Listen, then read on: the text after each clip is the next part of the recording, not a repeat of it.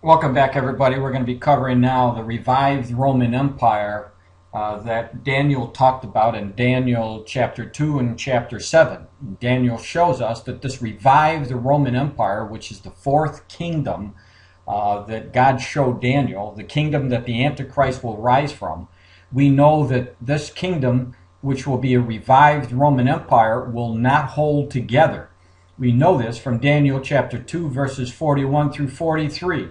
And we see in the latter part of this text, it says, but they will not adhere one to another. And so we know that we should be looking for this revived Roman Empire or the European Union to actually not mix well, which they're not mixing well together, and also to not hold together, as the scripture says. So here is a report from Dr. Pippa Malmgreen, who is a trusted source and who's written many articles about the economy and what's going on with the Middle East as well, I believe. But I want to center in this area right here. It says the markets are focused on the imminent default by Greece. But this is not the most important issue now. The historic developments, the markets have not priced in as Germany is preparing to exit the euro. So it shows you, they're not cleaving and they're going to fall apart. The markets are very likely to have to contend with the reintroduction of the Deutschmark in the near future. This is bound to mean a collapse in the value of the euro for those countries that will remain in it, devaluation for the rest of Europe. This step may seem unthinkable, but I believe that the German government is telling us in multiple ways that there is no other solution for their part of view. It is also why you will hear various policymakers at the G7 meeting this weekend echo Christine Lagarde's comments that the world economy is entering a dangerous new phase. And I've been warning about this. This collapse, this government collapse, is going to have a domino effect, and it's going to eventually cause the new system to develop that the Antichrist will eventually run.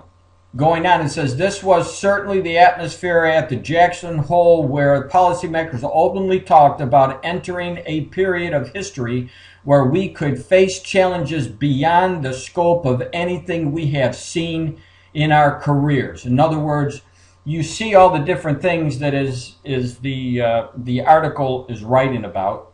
You see the handwriting on the wall. You see that she's talking about the Greece defaults. Germany protects German banks, but other countries cannot do the same, thus quickly provoking multiple sovereign defaults and or bank failures. This is going to speed up the global problem. As you can see here, it led to the payments crisis in the global banking system. This, believe me, this is going to be one of the ways that the Antichrist is going to come on the scene, take center stage.